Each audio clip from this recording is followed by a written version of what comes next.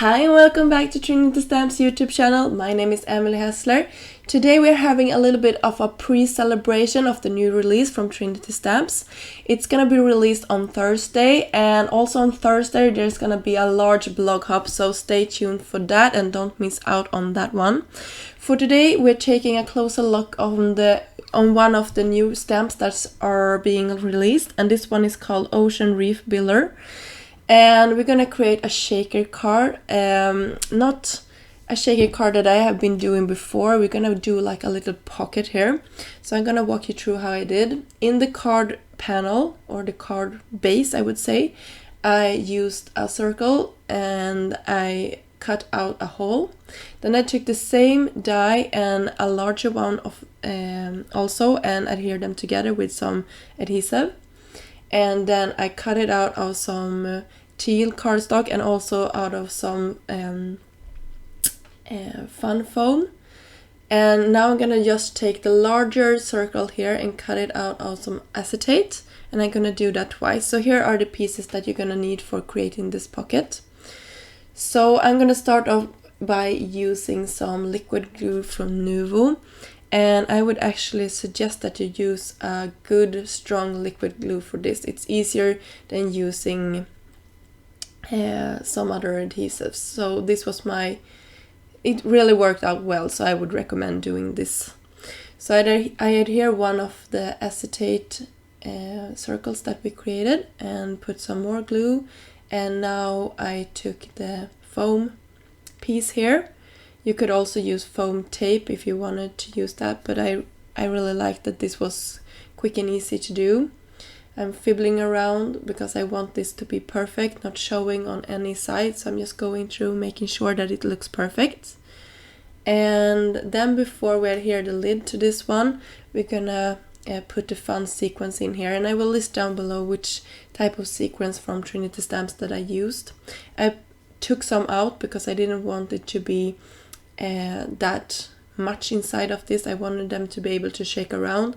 This is really a flat pocket, so if you wanted more dimension you can do this twice with the foam tape, so it would shake a little bit more.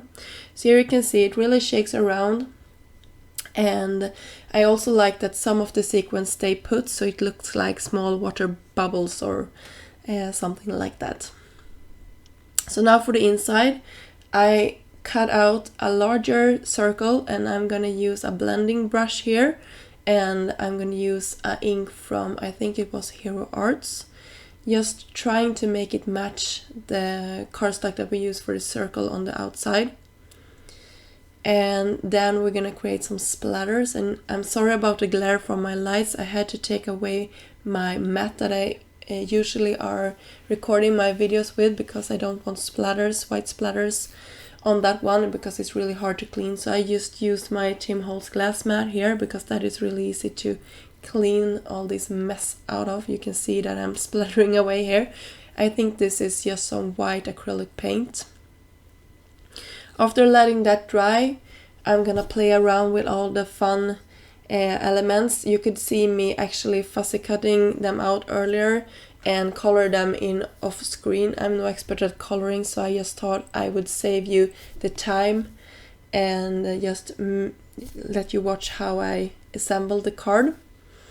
So now I'm just figuring out how I want to place this down on the inside and how my circle will look, and that little guy will hang off the circle on the front of the card. I'm just taking some glue, making sure that this is really flat. Since this is on the inside, I don't want a lot of dimension. So make sure that these are adhered flat. I would say that would probably be the best way to go around doing this card. And I didn't adhere any sequence or anything on the inside either, so this was really flat. After that I closed the card so I can see, so all the images peeked out when you had the card closed. And then I adhered my shaker pocket here, and you can see here that I just wanted to try it out. It's so much fun, just making sure that that actually shaked as I wanted it to.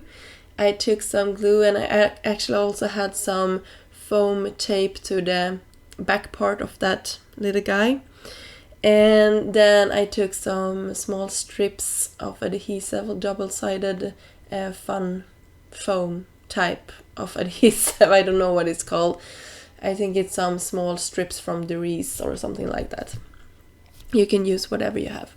And then I also took some fun bubbles from Trinity Stamps. I will leave links down below for them as well. They are coming in a lot of different finishes, and I will link the one I used here. It's really fun. You can really create a lot of different projects with them, but I thought this was perfect for this underwater scene. So you can see how it looks when the card is open, and I really like that you can see through that pocket and the fishes inside. So here I actually slowed it down for you so you can see how it shaked. So much fun, and I hope you liked this card and got inspired.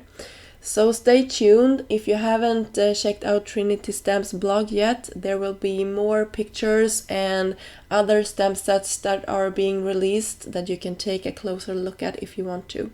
So until next time, have a great day. And I also want to mention the big blog hop and reveal going on Thursday, so stay tuned for that. Bye!